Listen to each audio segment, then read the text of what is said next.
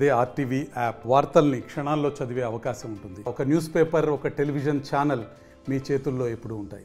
కరీంనగర్లోని సీతారాంపూర్ బాలాజీ నగర్లో సుచిత్ర అపార్ట్మెంట్ ఉంది. దీనిపైన 5వ ఫ్లోర్ పైకి ఓ వ్యక్తి ఎక్కి మధ్యాహ్నం మానసికమైన అలాగే ఆర్థికపరమైన ఇబ్బందుల మరేదైనా కారణం కావచ్చు దూకి ఆత్మహత్య చేసుకున్నారు. ప్రస్తుతం మనం చూస్తున్నాం ఈ ప్రాంతంలోనే ఆయన పడిపోయిన తర్వాత ఆ సౌండ్కి అపార్ట్మెంట్ వాసులందరూ కూడా గుర్తించి పోలీసులకు సమాచారం అందించారు. వాళ్ళు రంగప్రవేశం చేసి వారిదైన శైలిలో విచారణ జరిపారు.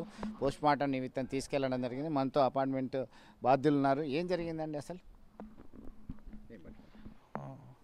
సుమారు 1:20 మధ్యలో మనకు కింద నుంచి సౌండ్ రావడం జరిగింది. కింద పడిన తర్వాత సౌండ్ రావడం జరిగింది.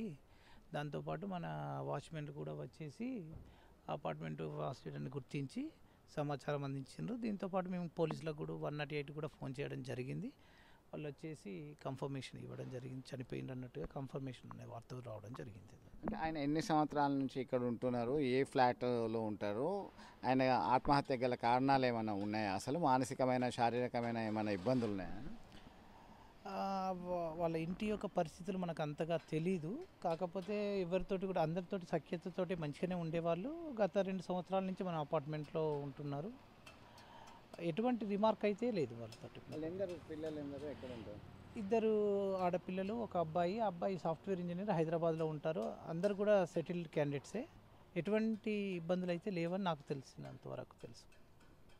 సో మొత్తం మీద అతి ఎత్తైన ప్రదేశం నుంచి ఒక్కసారిగా దూకి ఆత్మహత్య చేసుకున్నటువంటి క్రమంలో ఆయన అక్కడికక్కడే తల చిట్లిపోయి అక్కడే స్పాట్లోనే మృతి చెందాడు. ఆయనకు ఒక కుమారుడు ఉన్నాడు. ఆయన హైదరాబాద్లో జాబ్ చేస్తున్నటువంటి పరిస్థితి. దైవభక్తి, మానసికపరమైనటువంటి రుగ్మత ఇవన్నీ కలగలిపి ఆయన విరక్తి చెందిండా, వైరాగ్యంతో చేశాడా అనేటువంటి కోణంలో సైతం పోలీసులు విచారణ జరుపుతున్నారు. మొత్తం పూర్తి వివరాలు త్వరలోనే వెల్లడిస్తామని చెప్పి పోలీసులు చెప్తున్నటువంటి పరిస్థితి.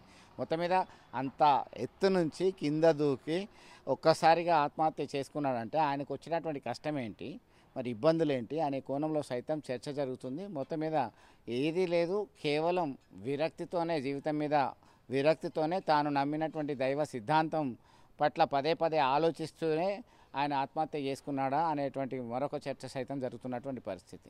వీడియోలో సుమంత్తో కలిసి చంద్రశేఖర్, ఆర్టీవీ, కరీంనగర్ నుండి. మరిన్ని వీడియోస్ కోసం ఛానల్ ని సబ్స్క్రైబ్ చేయండి. లేటెస్ట్ అప్డేట్స్ కోసం వాట్సాప్ ఛానల్ ని ఫాలో చేయండి.